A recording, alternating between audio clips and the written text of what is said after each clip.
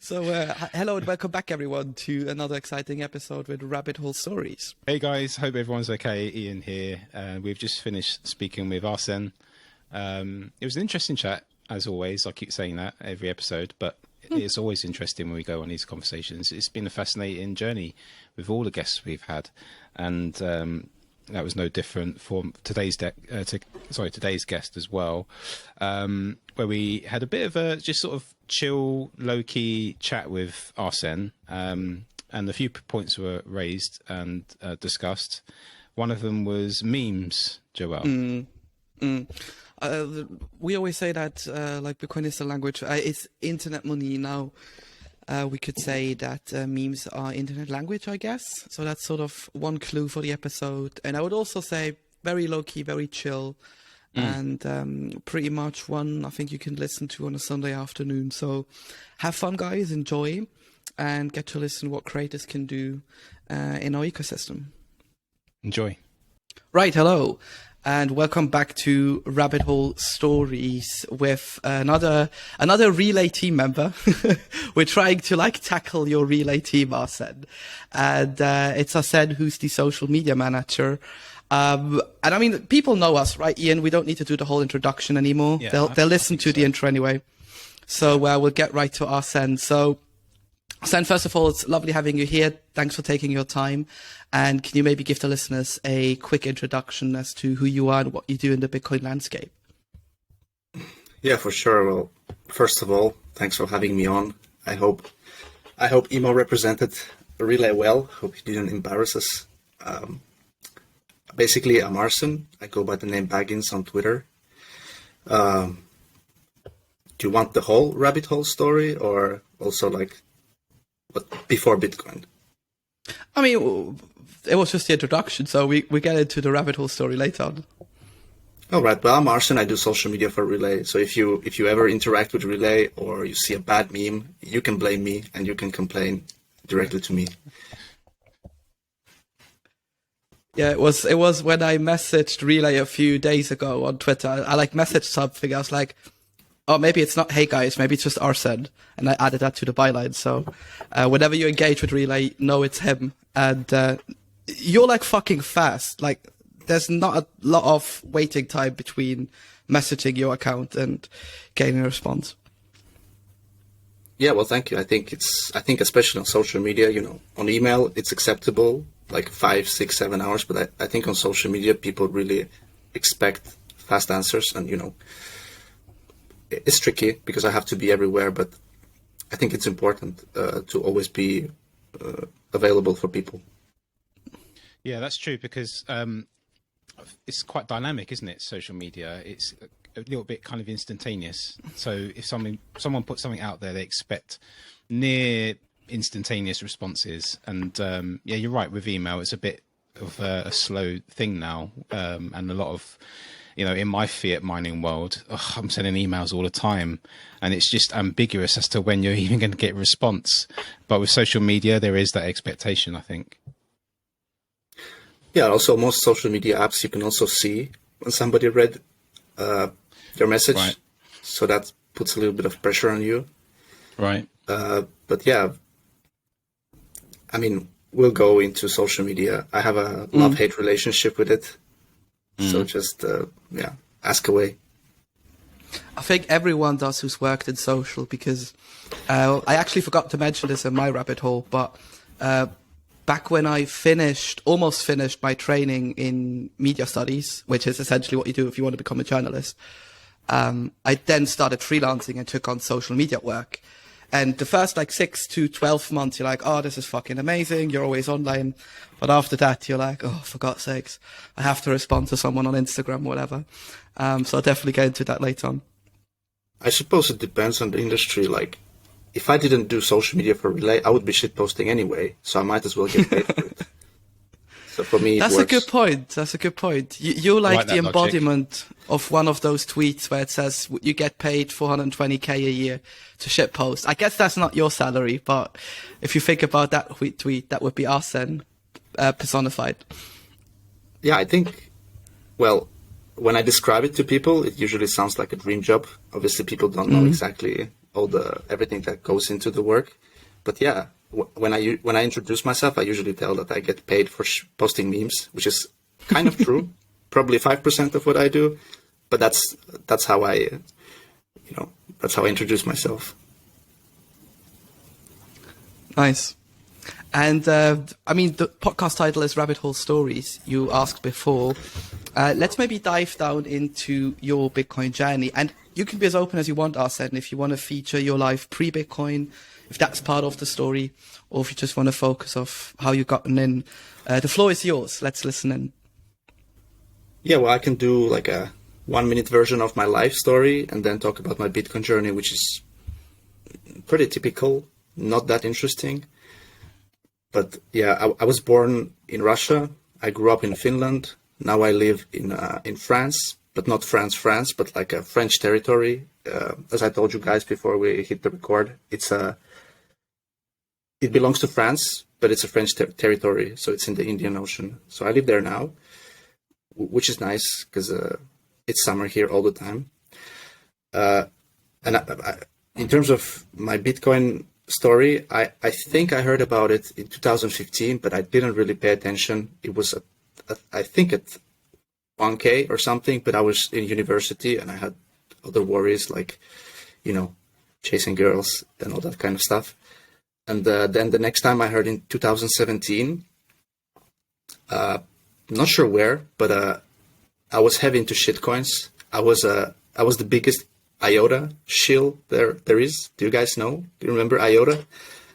Yeah. The fuck is IOTA? Never heard of it. It doesn't ring a bell to me. I still don't know what it is. But yeah, a total shitcoin. But then obviously I discovered Safety the Moose, Jimmy Song, and all the people we know from Bitcoin Twitter, and they made me a maximalist. I think I bought the top of 2017. I'm not even joking. I think like the literal top. So I rode all the way down, and while I was waiting to, recuperate my losses, I had a lot of time to think and study Bitcoin. So I did I read the usual stuff, which is the Bitcoin Standard, a bunch of books. I think like Jimmy Song has a great book. I think Knut Swanholm has 2 books that I read, which were really good. And yeah, pretty boring story, but just came in for the money and stayed for the technology. I want to know a bit more about this. What was it? IOTA? Yep. I don't want to remember Okay. it, but it's just... it had something to do with Internet of Things, and it still exists because, the people who believe in it are really delusional. They have really heavy bags. So it's, as much as we want most of the shitcoins to die, like they have really passionate communities. It's still out there, and I still check on it from time to time just to see what stupid shit they're up to. But yeah, I mean, I probably had like hundreds of shitcoins, and I still probably have some shitcoins on Binance, but I'm locked out from there, which is how I use Relay, so I cannot get locked out of my Bitcoin. But yeah, now I'm Bitcoin only, and have been for the last 3 years. Nice. And what made you get into that coin originally? Was it just something you heard about and then you just got involved in it and it just snowballed from there? Or was it just... How did you first hear about it and come across it? So the shitcoin, IOTA? Yeah. Yeah, it had the right buzzwords, and I think they were backed by some big VCs. So obviously they have huge reach, and Bitcoin only community is the small thing on the side, which it's hard to discover when there's so much noise from the crypto companies and crypto projects. And I was naive. I thought that Bitcoin, blockchain, not Bitcoin. I thought all the slogans I believed. Anthony Pompliano used to say that tokenize the world, and I was a believer in this. But you live, you learn, and you just realize that it's only Bitcoin that matters. I guess that's one of the it's really a persuasion technique. And I love that I can say this because I used to write a lot of copy for Web3 crypto companies, for that matter, crypto funds.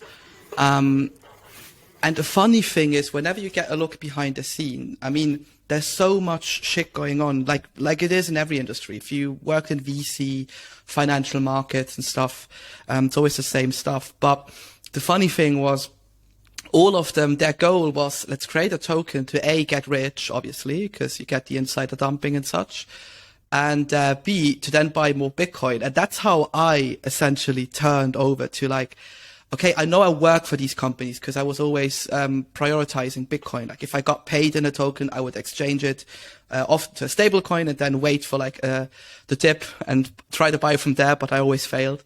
So I started DCAing into it like as soon as Relay came out, and before that I used Kraken for that matter.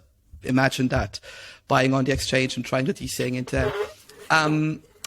And it's always the same stuff. Like you mentioned it, buzzwords, you have big goals, big visions, and you try and use that to just get people on board and buy as many tokens as they are to profit the insider. And if it's an A16 company, especially, you get the Christmas tree. Have you ever seen that, Arsen? You must have seen that meme from A16. The Christmas tree? Can you remind me?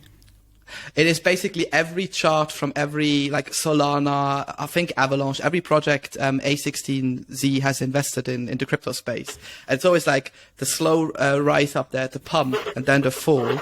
And now during the Christmas time, everyone put like Christmas carols and stuff on top of it, because it shows the same pattern for every possible investment they did. But that's basically a recap for most of these altcoins, which is, if people want to invest in this, fine. Try and make the quick buck. Most likely you'll fail, and hopefully end on the Bitcoin landscape end. Yeah, I think that's how most of us came to Bitcoin. We, either we got burned or got really disappointed by the promises. And yeah, like the VC fueled Bitcoin industry is really dirty. Like that's the thing about Bitcoin. Even though Bitcoin has also VCs, and there's some really good Bitcoin VCs that, for example, support Relay too. There is no pump and dump scheme because it's just Bitcoin. And, yeah, and I mean, you could make the case that maybe there are smaller funds who are trying to like utilize the chance of like a bull market, but they die out as soon as the bull market is over. But what I'm really interested in is, you mentioned a few times now, you work for Relay, which is obviously a Bitcoin only company. If you compare that to your previous life, I guess, have you done a lot of social work before Relay for other companies as well? Not really. Relay was the first company I did social media for. Okay. But if you were to compare it from what you've seen with like shitcoin companies and so, what is the biggest difference for a Bitcoin only company working comparison to like a normal company?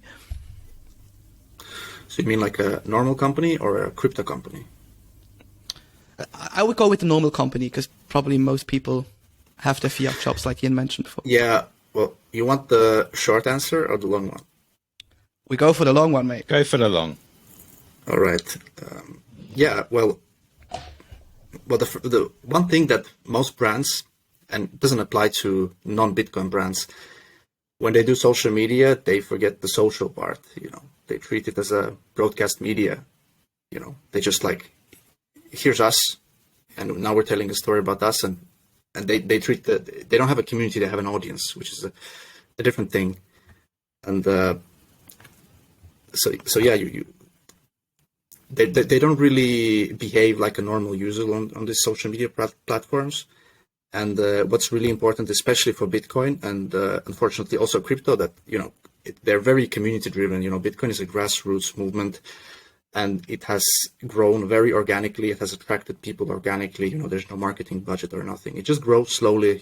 TikTok next block, and that's the same with Bitcoin brands and Bitcoin companies. It feels very grassroots, and we still like to say at Relay that we're community driven, even though we have a corporate structure and we have investors. But like without community, there would be no Relay. Like when Adam and Julian released the MVP, like the community picked it up and they got really involved, just helping for free, because obviously at that point Adam and Julian didn't have money to pay anybody, and which is also how I joined Relay. Which I applied as an intern because I just wanted to work for a Bitcoin company. And actually, Julian turned me down because I didn't speak German. So I just kept pestering him in DMs, sending him memes, and then, I guess he got tired of it and he hired me. But yeah, going back to your question, like, community is really important. It's Bitcoin is grassroots movement, and so is the community that's built around these Bitcoin projects and also the wider Bitcoin community. So I would say that would be the biggest difference. And also for me, it's easy because I'm one of the plebs, so like I have no trouble speaking to other plebs because I would do that anyway. And yeah, just when you speak to your community, you have to speak about them. You don't speak about the company, but you speak about them, about their journey. And I think it comes quite naturally to me because I'm an outgoing person, but also I'm a Bitcoiner, so I understand how they think, and then I can actually have a person in mind when I talk. So that's why, for example, I think Relay is doing pretty well on social media, and most companies do social media really poorly. It's like they get no engagement because they just, again, they take the social out of social media.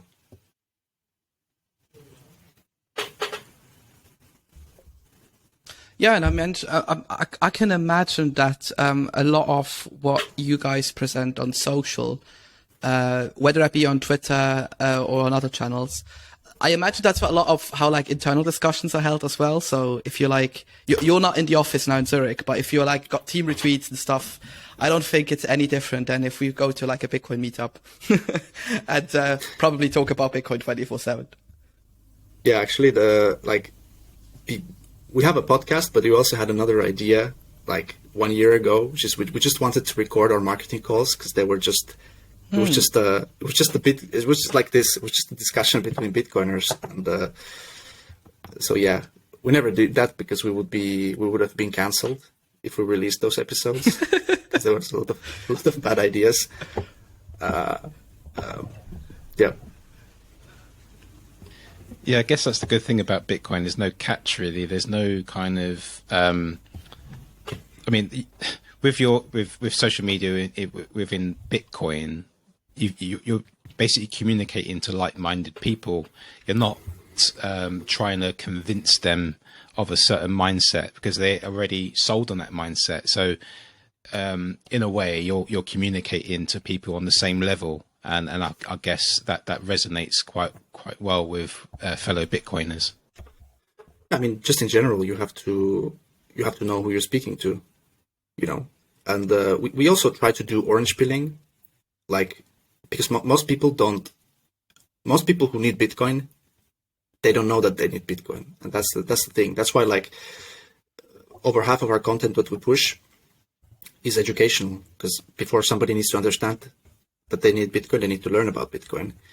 And yeah, it just comes down to really knowing your audience, knowing who you're talking to. And I would say like Relay has two audiences. So like we have the Bitcoiners who we speak to on Twitter. And then, but then we also have lots of normies, so we also have to keep it in mind. Mm-hmm. We have to step out of our bubble and also talk to them, talk their language. Yeah, and I mean, what I like is, I think this is a bit of a hidden secret with you guys. If we have someone listening along who's fucking loaded, if you got a lot of money and you want to buy Bitcoin, you guys also offer an OTC service or like a private service.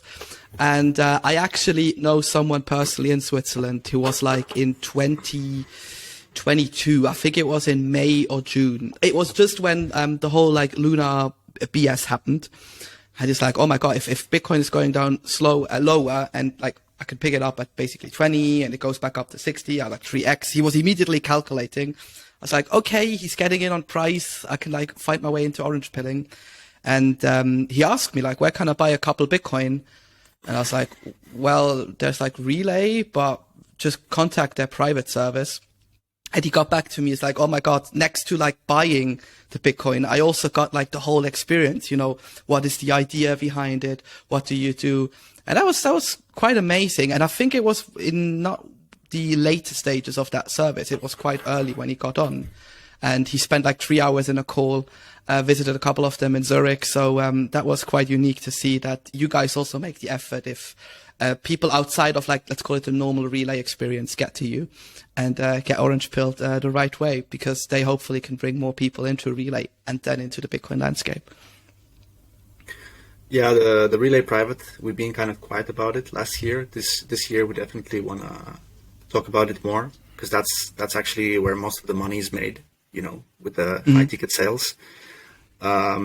We were not able to focus on it because we were so focused on just improving the retail experience, because I believe that's the way to get the whales to use relays, just like grow the whole funnel and just try to get more users. And like most of the private guys that come to us, it's their existing user that just, you know, stack stats, but then, you know, suddenly they have more money and they just want to make a bigger purchase.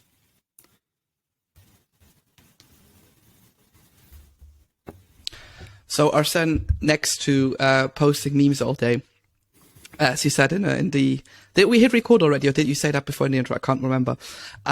What is sort of the everyday stuff you do to further get into the Bitcoin landscape? Like, do you like to listen to certain podcasts, watch certain shows on YouTube, read certain books? How do you go about finding out what's going on in the Bitcoin world? Well, I Apart write from my rabbit own hole stories, of course. Yes, apart from rabbit hole stories, well, I write my own newsletter, so that's what forces me to keep in the loop. We can talk about that later, but I consume lots of content. Some content I have outgrown, and some Bitcoin content gets repetitive. It's the same people, same guests, and that's what we want to do with Relay Podcast. We want to have different people. We want to talk about real life stories of how Bitcoin helps, not some, you know, not some abstract macro concept. The content I consume mostly is Twitter. Like, it's a social media, but it's also a news aggregator. That's where I get most of my info, and that's where the news hit the first. So I would say mostly Twitter. I don't really read Bitcoin books anymore. I used to. I don't know. I guess I'm burned out from Bitcoin books. I do listen to a few podcasts, but yeah, honestly, it's mostly Twitter. But also, like, my work forces me to stay in the loop, and because I consume this content anyway, that's why I thought I might as well write about it.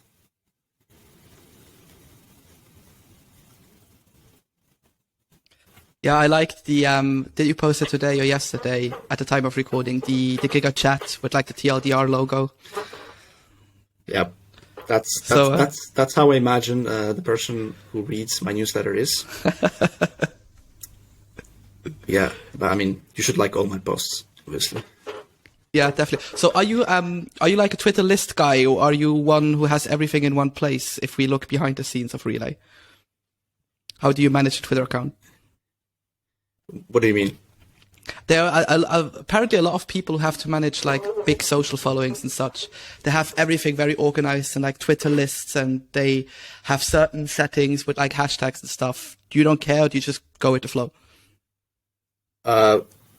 You know, I know there's some people who love organizing stuff, but they don't actually get anything done. And I'm True. I'm not very organized person, but I think that's also my strength.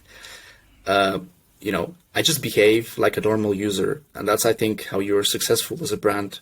You just behave like a normal user. You know, you interact with people, you talk with people. Don't try to automate everything, even though, you know, some things you should, but just don't try to look like a bot, and just be natural on the platform. And that's how I manage Relay. Maybe it's not efficient, but I think that's important to just be just a community member. You know, I don't want Relay to be a faceless brand. Relay is not my personality. There's definitely some aspects from my personality, but I want the Relay brand to be just like another pleb, you know, because at Relay we're all plebs, and I would say the Relay brand is sort of like combination of our values and combination of, you know, our traits as a company. And just be like another pleb. Yeah, it's nice, I guess. Ian, did you install Relay last time when we interviewed Emo, right? Yeah, no, I've got it now. So were you able to buy some sats already with it, or? Not yet, but I've applied for a Revolut account. So I'm going to do it via Revolut because I remember that's how you suggested I do it, right? That's the best way to do it if you're trying to convert it into euros or something. Yeah, I usually send the amount I want to DCA over to Revolut and then just convert it to euro and buy it this way. Right. I mean, technically you could use Apple Pay with your UK account. I don't know if your UK bank account has Apple Pay, or Google Pay. You're an Android Google guy. Pay. Yeah. Yeah. I'll give that a go. Yeah, you can use Google Pay, you can use Apple Pay, and yeah, it's not as easy as we would like because we don't support the pound natively. But I'm sure Imo talked about it in his episode. So yeah, most of our users just use Revolut or something like Starlink. Not Starlink. Starlink. What's the? I think I'm pronouncing it correctly. Haven't they blocked you yet? They cut off all ties with like crypto exchanges, and they put Bitcoin obviously in the same bracket. I wouldn't be surprised, and I think it's a matter of time when Revolut also does this. Like, you know, it's unfortunate, but you know, sometimes we get blacklisted. You know, and it's just the fiat banking system. Yeah. But it's funny to see because Ian, remember what Emo said last time that Arsen does a great job on Twitter. And I would like to dive down into, you mentioned a few times, building a brand, showing a personality. What would be like your 3 tips you give someone in the Bitcoin space to further increase the value of like their Twitter or social followings or their social presence for that matter? Aren't you the professional? Shouldn't I be asking you? Me? God, no. No? Mate, you're doing a heck of a job. Yeah. Do you do you mean like a brand account or like a personal account? I think most of us are plebs. Yeah, I think most. Yeah, I think what Joel's saying is that I think a lot of people on Twitter they're actually. Well, you got Bitcoin Twitter, right? In the sense that people are Bitcoiners and they're tweeting pretty much nothing but Bitcoin. They're providing signal as best they can. Some of the signal is louder than others, and some of the signal is unhelpful. But despite all that, what is the best way that people can better engage with people on social media like Twitter? What's the best way that they can reach the masses? Well, it depends. It depends on your goals. Like, you know, I mean, Twitter is social media, so incentives are already like against you. It's just you get rewarded for, you know, clickbait content that, you know, that speaks to your monkey brain, that creates a knee-jerk reaction. And, you know, I'm guilty of it too, you know, it's called engagement farming. So like, I would not like, unfortunately the Bitcoin community lives on Twitter. I would prefer it to be somewhere else. But yeah, did you want to know like tips on growing your Twitter account or how to reach masses? If you want to share, yeah, if you got some hidden tricks, go for it. You want me to spill all the beans? Basically, we want you to spill the beans so everyone can grow as fast as back into your account or the relay account. Yeah, well, the answer is memes, and that's like, I'm half joking, but yeah, memes is really powerful because, I mean, on first glance it might seem like it's just a funny picture, but it's actually like it's a prepackaged narrative, and a meme doesn't work if it's not based on truth. You know, I made a tweet earlier where I said that Bitcoin will win because it has the best memes. Crypto will fail because it has bad memes, and fiat money will lose because it has no memes. And you know, there was also this thing where, you know, do you know the left can't meme thing that happened a few years ago? Basically, like there were like people were talking about how the left cannot meme, like because their memes are not based on truth. You know, a meme needs to have this knee-jerk reaction, you know, and if you think about a meme too long, it means it's a bad meme. And that's why, like, for example, most of the memes I create, they're just like created on a whim. I don't really think about them, because if I think about them, they become worse. So yeah, I mean, memes especially in Bitcoin community and just like in community driven projects, memes are really important. They really help build the community. Yeah, go ahead. So meme from the heart, not the head. Meme from the heart. Meme from the heart, yeah. Yeah, and if it's, if you overthink it, people will notice. Then it's not a good meme. But yeah, I mean, just general growth tips on Twitter. Like, Twitter is not a great acquisition platform. So if you want to get new users like directly, it's it's really tricky, especially with Bitcoiners. They hate the sleazy marketer type, and they can smell bullshit from miles. Like, for example, me, I have my ad blocker, everything. I don't see any ads. If I see an ad on Twitter, on my Twitter timeline, I block it.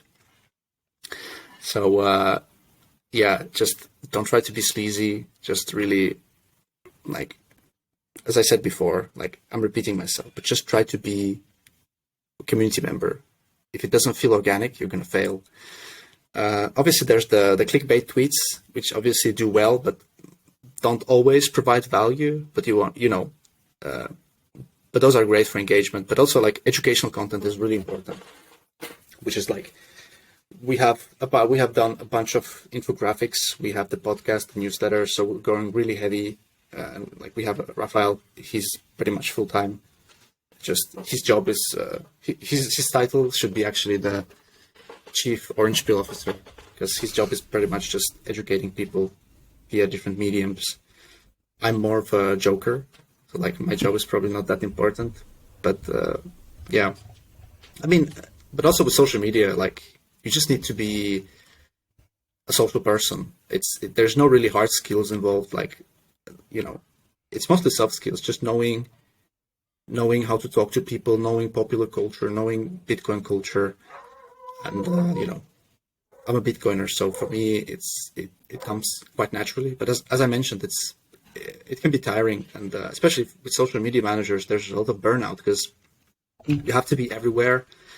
And the platforms, you're at the whim of the algorithm. One change, like right now, everybody on Twitter is making their accounts private, because apparently you get better engagement. I don't know what that thing is about, but like, you're at the whim of the algorithms. So it's like, I would say, if you want like Zen in your life, don't manage social media. Like, I've seen so many rage quit stories where people just leave social media because it's just too much. There's so much noise and there's no signal. Which is like, I prefer to consume all of my content via written form, which is articles, newsletters, and also like long form audio. So yeah, but also, to be successful, you have to be a user. Like you cannot automate everything. You have to actually consume the content, because that's also how you get inspiration. I would say those are like the main tricks, which is just be genuine, be yourself, like, learn some basic like social interaction skills, I guess. How is Noster going to affect your ability to remain in communication with the masses? And is Noster, because I'm finding myself a little bit resistant going over to it. I don't know why, to be honest. Part of me thinks, oh, is it just a fad? Or part of me is like, I don't quite know what the transition is all about. Maybe you can give me some insight on that, Arsen. Or Joel. I don't think I know. I don't know if I know. I have any inside information on that, but it's like, it reminds me of when a few years ago everybody left for Mastodon, left, quote unquote, and then they just came back. I think people get tired with being at the whim of the Twitter overlords, and they always go somewhere else. I don't know if it's going to be successful. If it is, Relay is going to be on Nostr. We already are. It's not great for Android and web, so we're not really doing there much. But like, if that's where the community goes, that's where we go. Bitcoin started on Bitcoin Talk forum, then it went to Reddit. Now it's on Twitter, and it's only natural that it evolves. Like, it might be on Nostr, and if it's on Nostr, then we're going to be there. I guess the issue I'm having with Nostr, I kind of like a couple of aspects. So I like the privacy, and with privacy I mean it's not like super hardcore. You can't install Linux and such, but you have the different relays, and for the non-technical people, it's basically kind of similar like Mastodon, where you can be on different instances and servers, but the relays are not as censored, I would say, as on certain Mastodon servers. And you can basically send out one message to all of your relays and one to just maybe a relay with your family or whatever. So you can control your content distribution a bit better. And obviously, because it's built on a similar principle to like a Bitcoin wallet, essentially, where you got like a public and a private key, all of your messages and DMs are encrypted end to end. But what I really struggle with is like, again, how do we convince normal people? It's already hard for most people to like get running on social, you know? I mean, countless family members who have Twitter accounts, but just like look at it once a month or something because it's that much overload.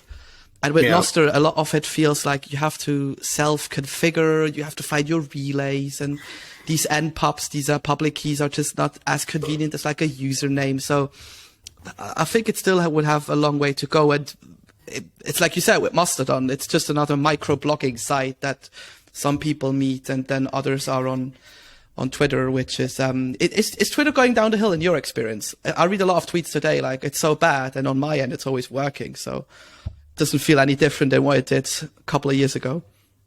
Yeah, I don't know what the moaning is about. Twitter works, but I mean, it all stems from, the general trend of censorship. Why do we Bitcoin?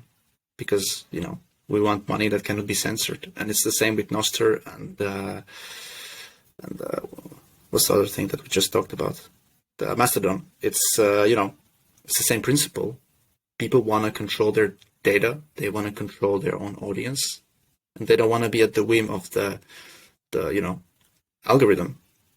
But, we'll see if it picks up. Right now, it's a pretty bad UX, but like, if that's where the community goes, that's where Relay has to go, because, we have to go where our users are.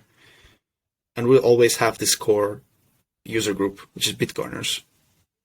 So we follow them. I guess my struggle with it, to be honest, I'm just trying to think why I'm so resistant to it. And I think part of it might come from the fact that it almost seems like it's become this kind of, how can I put it in words, digital citadel for Bitcoiners to go and just talk Bitcoin, but obviously talk about their deeper beliefs about where Bitcoin's going and things like that, and remain private in doing so, which of course is fine and absolutely right if they want to do that. But I think my resistance to it is, well, we still need to provide signal in the real world, in the normal fiat world at the same time. And if we lock ourselves away somewhere digitally and just communicate Bitcoin, we're just kind of creating an island.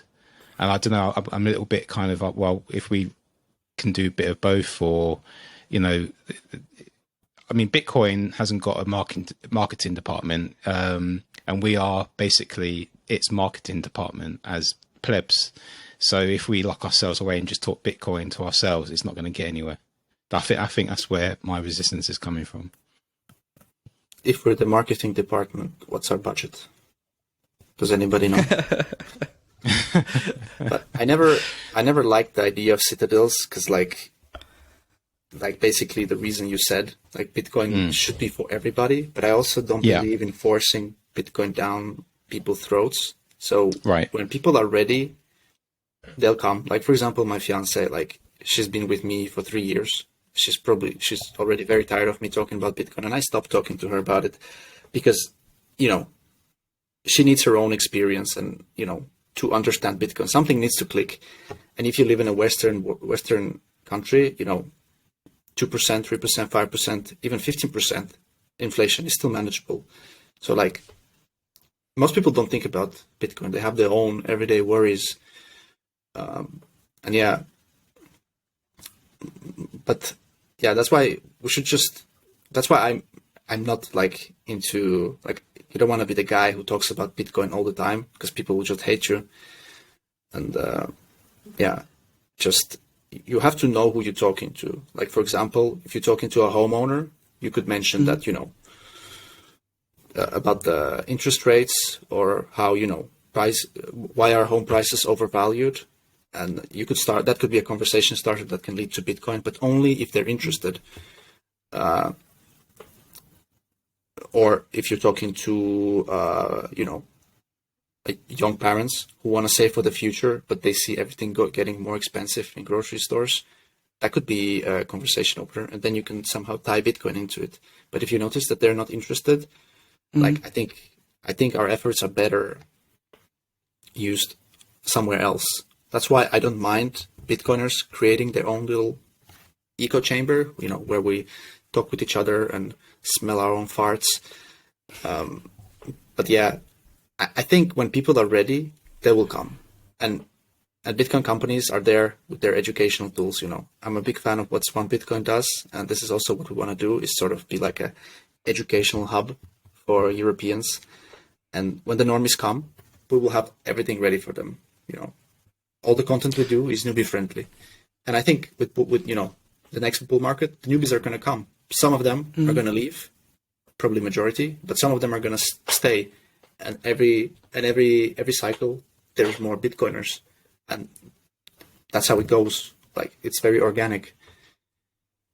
That's one of the reasons why we started a podcast, because we said, okay, we want to show the people behind, the orange Bitcoin logo. Because if I talk to normal people, they're like, oh yeah, that's this thing with like this orange logo, and it always goes up and then it crashes fantastically.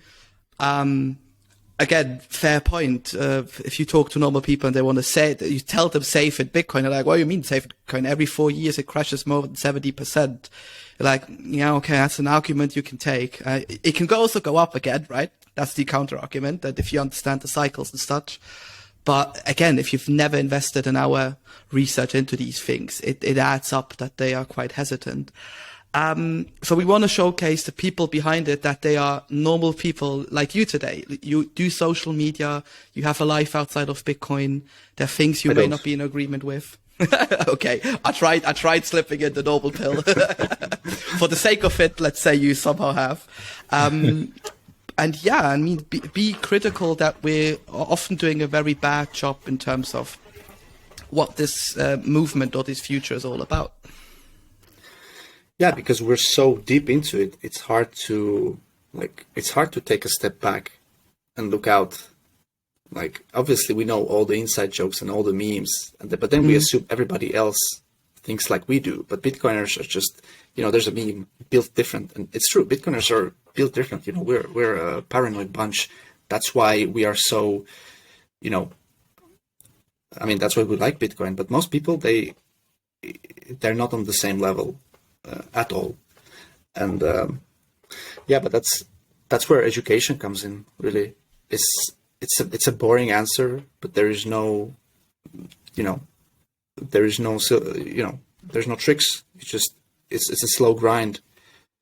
You just have to educate people, and point them in the right direction. Which is also sorry for shilling Relay so much, but that's why I like Relay. It's because it's self-custodial, not too many documents, and when you use our app, we also recommend you to buy a Bitbox when you have over 500 euros in your wallet.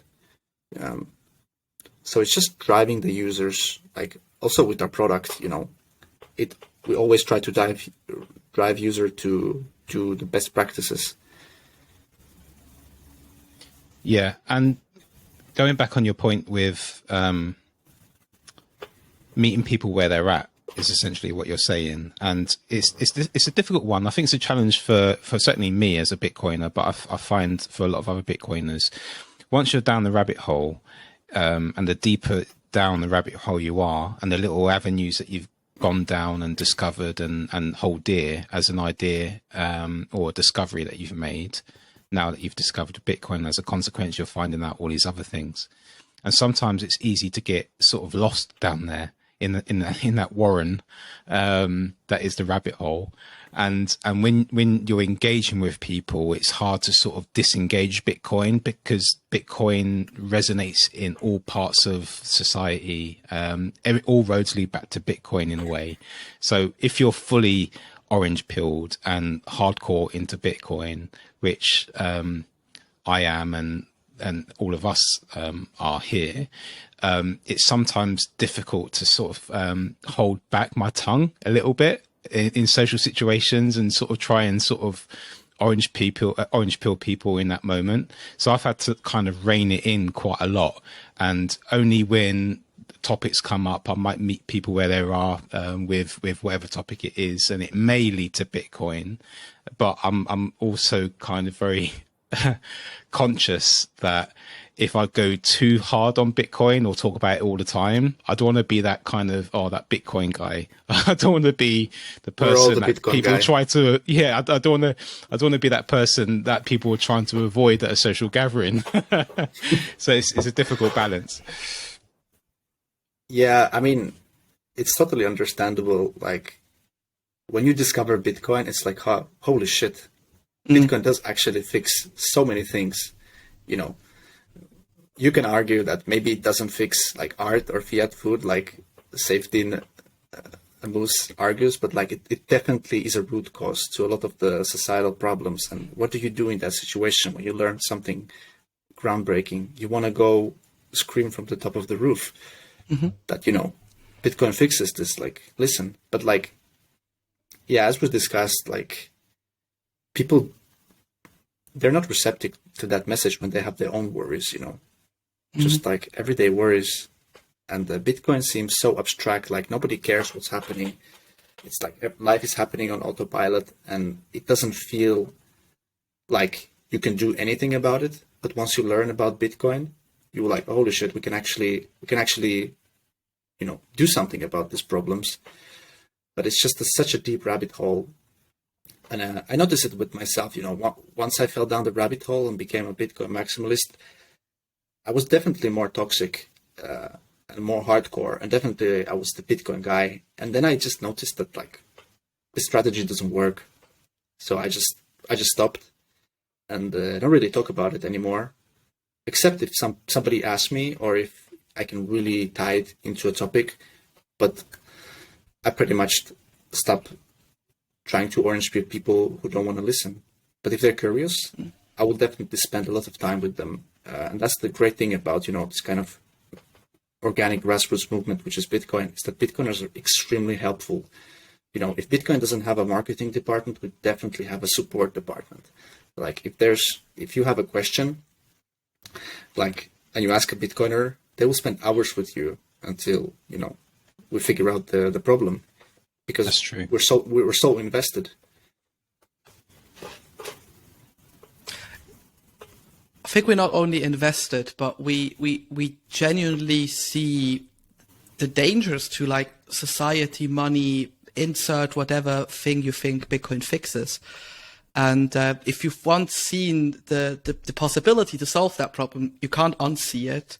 And I think we all have sort of like a helper's dilemma. We want to go in like, oh shit, that guy can't send money overseas because it's too expensive. Like, let me orange pill him. Or in other cases, they lost money in like the stock market while Bitcoin was rallying. Let me explain to them how they can make it up again. I think that's sort of that helper syndrome we want to push forward, just because we've seen what the possibility on the other side might look like.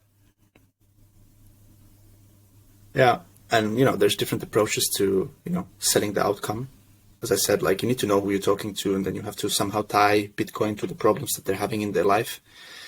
But the problem is that most people don't know what money is, and it starts with money. Like, you don't really, like, why would you care about Bitcoin if you don't really know what money is and what's wrong with current money? And if you do just a little bit of research about, the history of money and how, like, whole civilizations fall because of debasement of money, like, it all starts making sense and it clicks. And, I think that's what we're experiencing right now in the West. We're slowly watching our civilization crumble. It's because we are debasing the money. Before it was, coin clipping a small piece of the coin, and now it just happens digitally. Some bureaucrat who is not elected pushes a few buttons, and it erases your energy, basically, your time, because at the end of the day, money is time. Like, it's not a means to an end. You want money so you can have more time and freedom, and somebody is eroding your freedom by debasing your money. And yeah, most people don't know about money. So I think the starting point should be always trying to, like a simple question is, what is money? And it's so hard to answer, because money is so many things, medium of exchange, unit of account, store of value. It's half of every transaction. It's half of the economy. And people just need to know what is money, and parents don't teach it because, education is outsourced to government-funded public schools. And why would government-funded public schools teach us anything about money? Like, they don't benefit. They don't benefit from it in any way. They don't want people to think from themselves. They just want grunt workers, because those are the type of people they need, to support the pension system, which is, unlike Bitcoin, a literal pyramid scheme that, I think at some point it's going to collapse in many countries. But yeah, you have to know what is money to understand Bitcoin. That's very true. And it's very true what you say about the educational system as well, particularly in the West. I'm starting to understand and really see now that school is just a training camp for work. It's like, there's the hamster's wheel. That's how you get on it, and that's how hard you need to run. That's pretty much what school produces is people that it's like, don't ask questions, don't do it that way, otherwise you're going to get punished for detention or something like that. They're training these young people to think in a certain way and don't challenge authority. And all that does is produces a workforce. I know I'm at the risk of sounding a bit like a conspiracy theorist right now, but the more that I hear my stepdaughter coming home from school and learning history, and she talks about the things that she learned in history, I'm like, it didn't quite happen like that.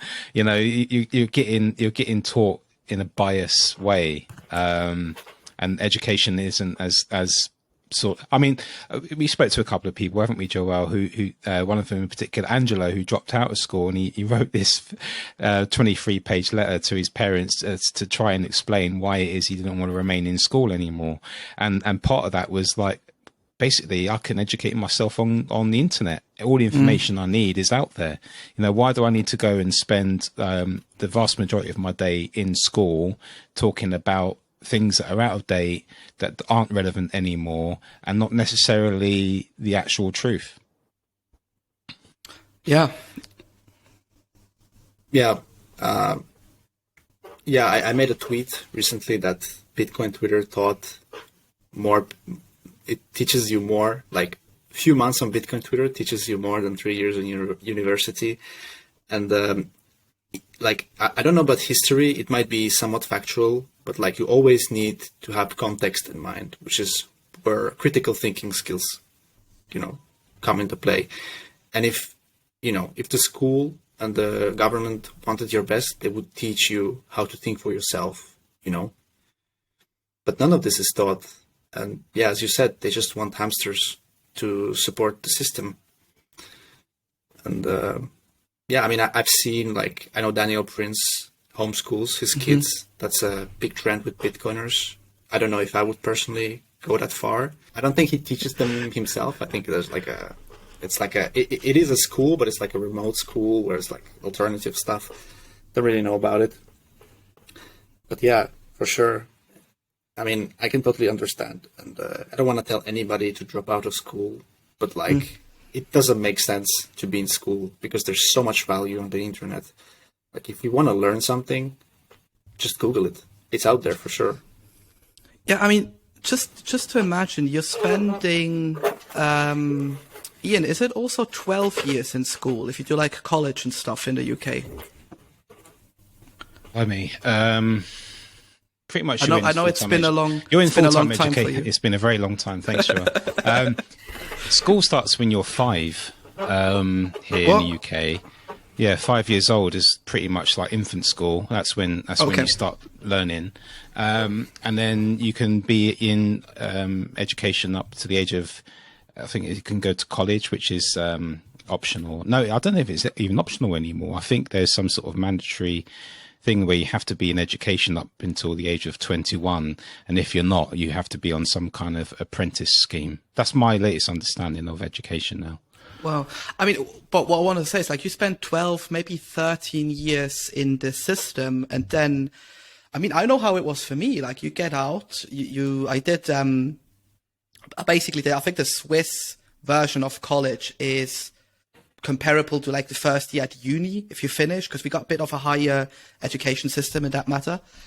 But I remember getting out, I was like, okay, I know more or less what I want to do. And then you started applying for jobs. I immediately started freelancing because I was like, I want to do whatever fuck I want. But then you get like your first gig or job, and then you're sitting there like, okay, I maybe know what the theory is. I maybe know how to write an essay. If you do other professions, you maybe know the theory behind accounting, but you've never really done the work. And I think that's the biggest thing they're missing in school. And to get back to your point, Arsen, they don't teach you about money. Just simple things like, hey, did you know that money used to be silver rings, which used to be like salt essentially, turned into different stones, turned into silver, gold. There was a version with like coins, with rings. Then it turned to checks, then it turned digitally, you know, all that process where you can like give kids essentially stuff into their own hands. Like this used to be money, and they go like, oh shit, this used to be money. And then you teach them the different things, what like an interest rate is, how depth is basically running the world. But that's just not the thing they want to run forward. Yeah, but it begs the question though, why are they not teaching us those things in school? Guys sound like conspiracy theorists. It's like there's something at play here. But I mean, the government just doesn't benefit from people who think for themselves and have their own opinions, because then they come up with stuff like Bitcoin, which undermines their power. Mm-hmm. You know, like I don't know how some people put together the idea of democracy. I mean, not democracy, but like government and Bitcoin. Like government adoption of Bitcoin, to me, like I don't know what's your opinion on this, but to me it just doesn't make sense. Like Bitcoin directly undermines government power. Like the bigger Bitcoin gets, the smaller government gets, because they cannot raise, I mean, they can raise taxes, but it gets significantly harder when it's Bitcoin, which is a push system, not a pull system. Like you have to send Bitcoin to somebody for them to receive it. It's not like with modern banking where the government can take your money, and basically banks are government subcontractors. So yeah, I'm going to take my tinfoil hat off now. I mean, it's not, first of all, it's not a conspiracy, because essentially the government can take your money via different schemes with banks. And I mean, on the other end, I always compare that to a lot of people, normal people don't know that the world reserve currency, which is the US dollar currently, is running on a massive debt hill. Like that hill is increasing minute by minute. I could maybe link the US debt clock online, which is like ticks all the time how much more debt they increase. And just to fathom, you have to basically turn something negative on twice to like get money out of the system. To a lot of people, that is controversial. But to us Bitcoiners, it's like, oh yeah, that's just how the world works. And just for that fact alone, that if I tell this to someone normal, that you get labeled like a tinfoil hat wearer or whatever, that is what's crazy to me. And that really shows the power, as you mentioned, of like government. I would say the information complex, because like government is constructed out of different use cases. And yeah, I don't know. I think it's inevitable that we will see Bitcoin in governments at some point, because like you mentioned, taxes and all of these things. But yeah, I would definitely sign that it shouldn't be hand in hand. One is out there to destroy the other either way.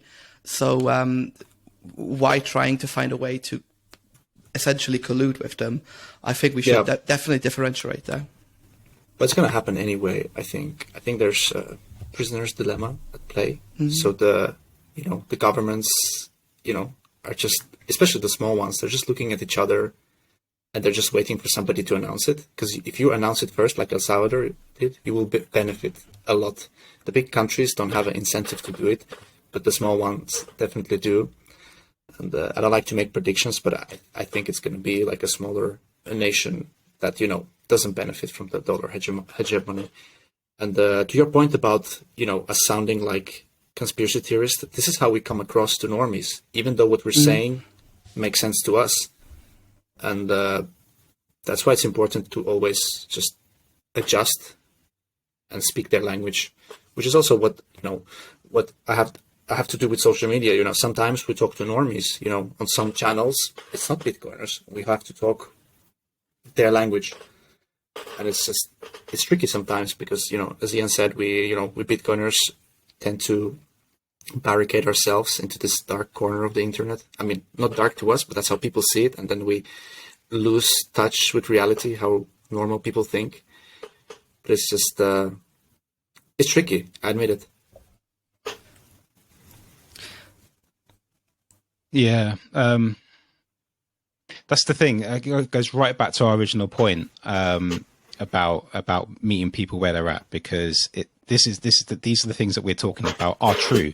Like you say, these things are actually happening. These are the things you realize, and the veil sort of slips, in front of your eyes, and you can see it for what it is. And when you are talking like that, and quite frankly with people, they're like, oh shit, like this guy's a bit sort of deep. He's a bit intense. So yeah, this is exactly the conversation that we as Bitcoiners have, because that's what we've seen, and down the rabbit hole. But talking to other people, it becomes a different conversation entirely for them. Yeah. Thanks for talking that through with us, Arsen, because it's always valuable, I think, to sometimes sit in something and just sort of like discuss it amongst ourselves, because it's a difficult one sometimes. And this is part of my resistance to the whole Noster thing as well, is we need to sort of educate people, and by getting on these platforms, I know, people have got issues with Elon, as have I, and the whole censorship thing and the centralized platforms and things like that. But we still need to use these platforms in a way. That's my opinion anyway.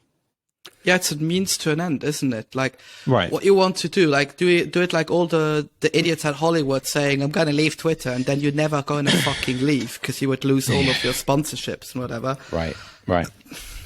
What you want to do?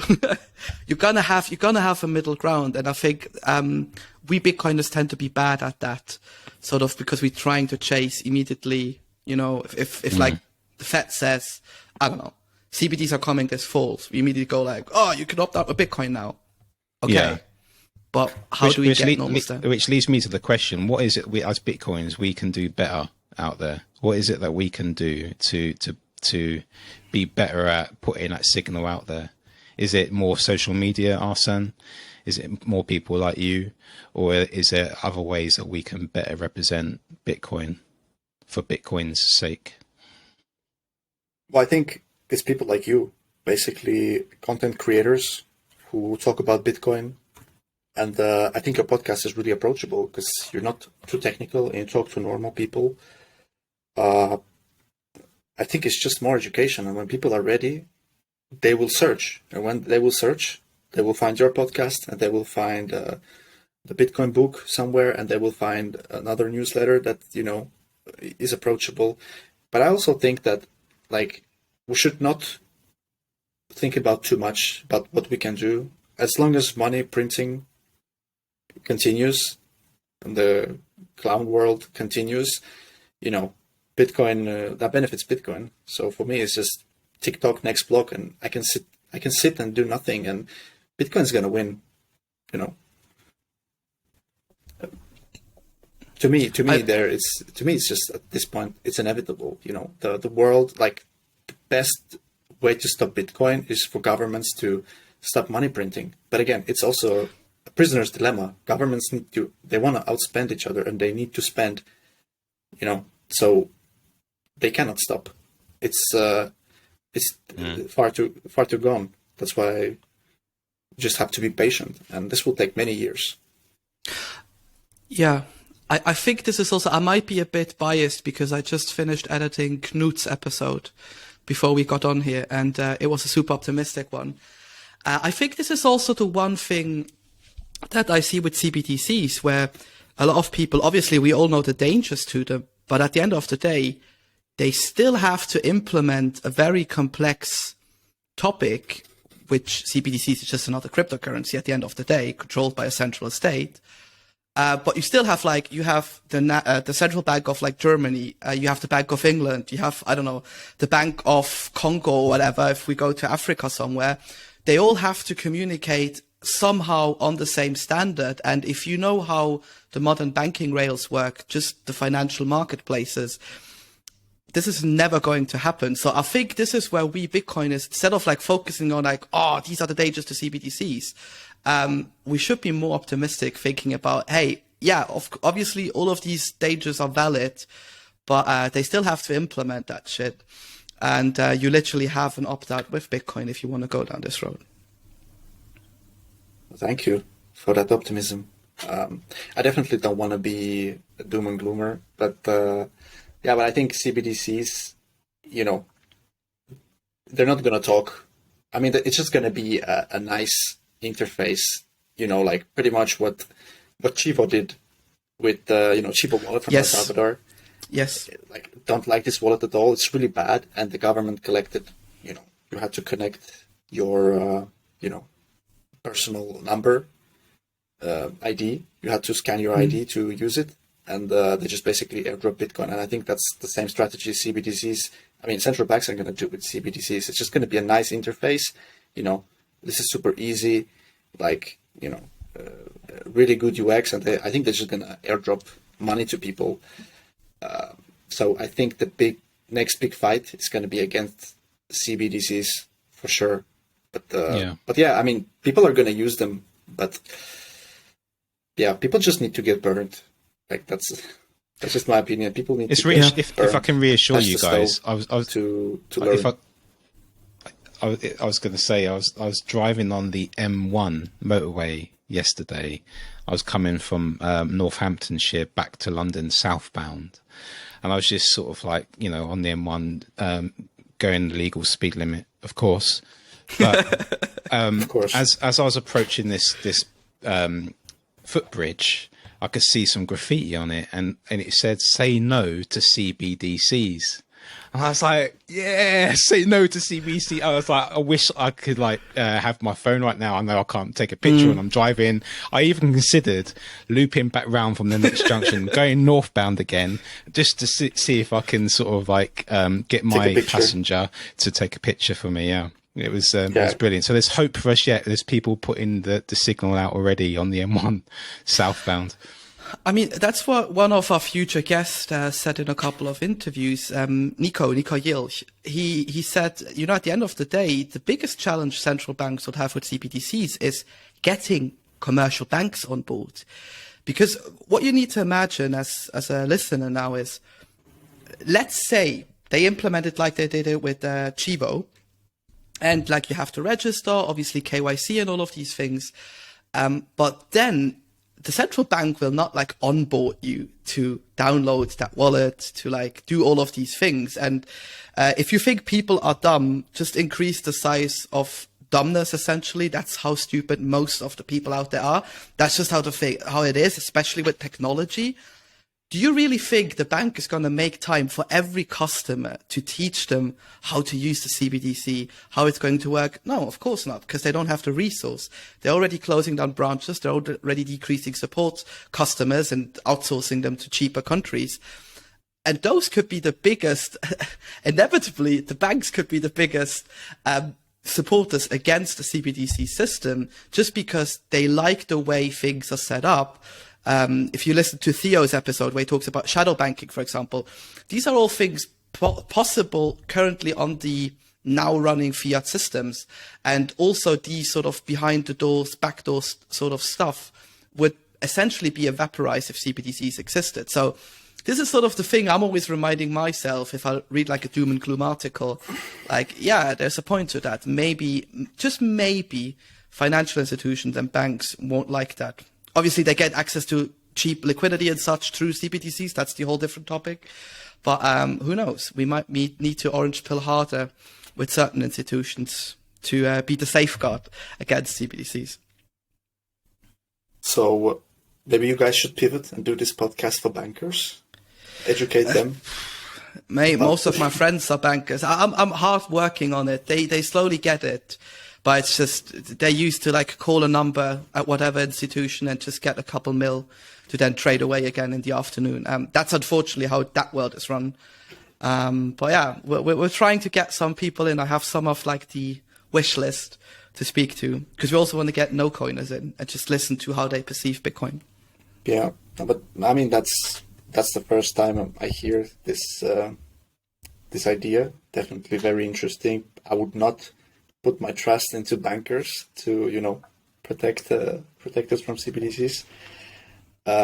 Just my fear in general is that when something is simple, too simple, there's big trade-offs made in the background, and that's why it's an uphill battle to educate people about Bitcoin, because Bitcoin is not, I mean, you can make a pretty interface, but like you still need to know best practices. You need to know how to manage your private keys, potentially even run a full node.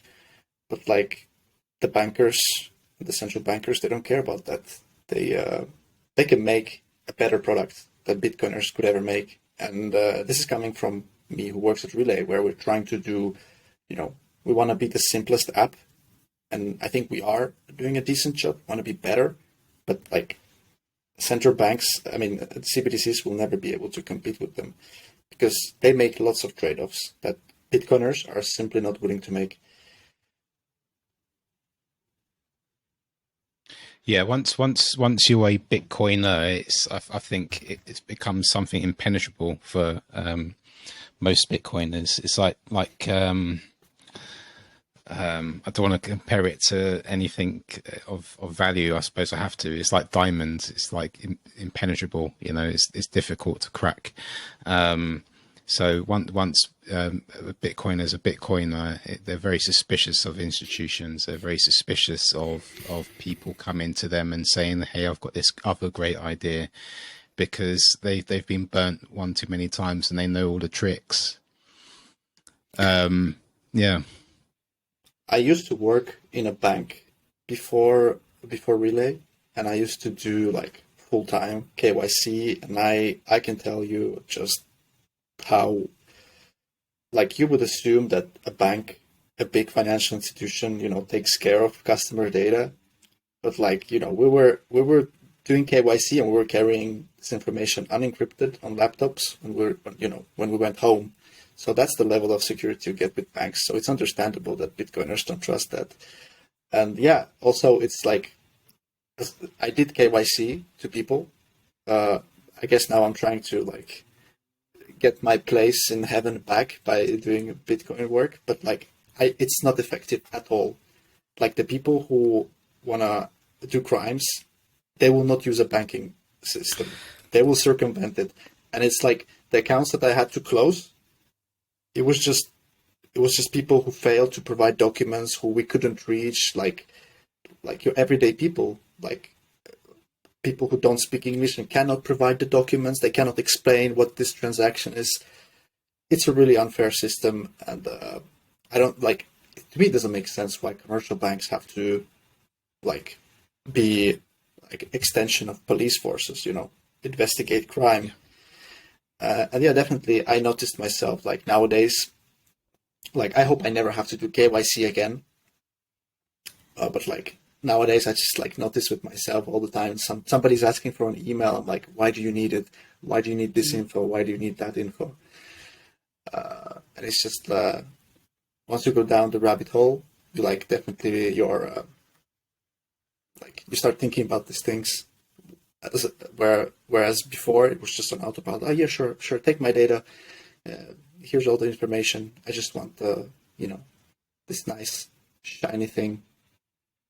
Yeah, I mean, for the KYC point alone, like there was a case last summer with Morgan Stanley where they obviously were like, if you let's say you leave your job at a bank and then like your laptop gets refurbished, it gets cleaned and wiped out, and the security expert team was like, okay, let's really analyze them, because many of these banks then end up selling their hardware, like to make the quick buck, that they're really trying to make everything to get money into that system.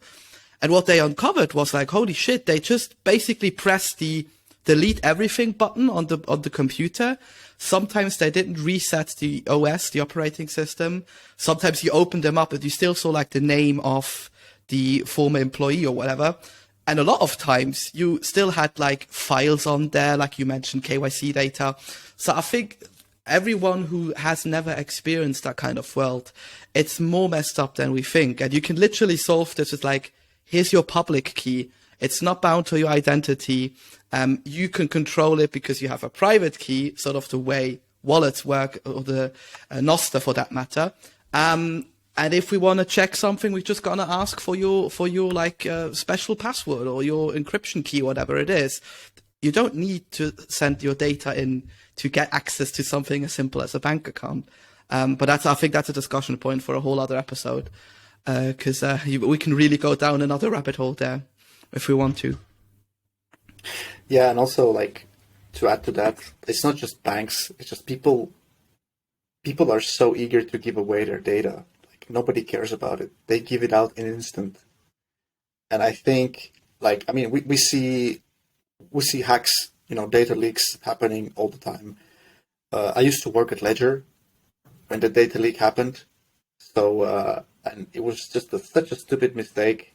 And after all, it's a security company, focused on hardware security, and yet, of course, it happened on the website side, but still, you would assume there to be some kind of preventative measures to stop this kind of thing. But I think, with all the data leaks and breaches happening, I think people are just going to learn. And I think,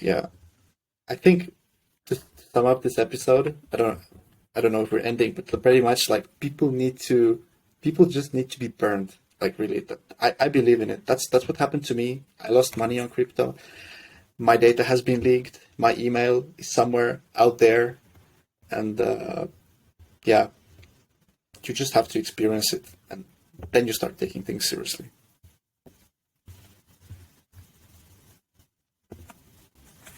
Yeah, perfect. Yes, and while we are ending, I wanted to give you the opportunity to speak about anything that maybe we haven't spoke about that you was hoping to maybe speak about, or is there a question that we should have asked you that we can elicit from you now? Is there anything else you want to discuss before we round it up? Yeah, not really. It was a pleasure being on the podcast. This is my first podcast appearance, so I'm not a natural yet. You've popped your podcast cherry now, so you're this you're is the natural. second time. This is the second time. This is my first English podcast. Oh, nice. Yeah. Well, you're more than welcome to come anytime. It's been a pleasure having you, Arsen, and thank you for your insights. Thank you for your wisdom. Thank you for your honesty. And is there anything you want to ask us? Ian just wants to drag the episode out. I can feel it. Yeah, I'm in the groove now. I'm in the groove. What's your longest episode? Like, what's the record? This one. This one? No, it's Knut. Let's make this one okay. longest. Or not. No, not really. Like, you guys are great at asking questions. I really enjoyed it. Nice, no, perfect. as of we. Yeah, so thank you, Arsen. I think we'll round it up there then. So thank you for joining us, and see you soon. Take care. See you soon, Arsen. Thanks for having me. Bye.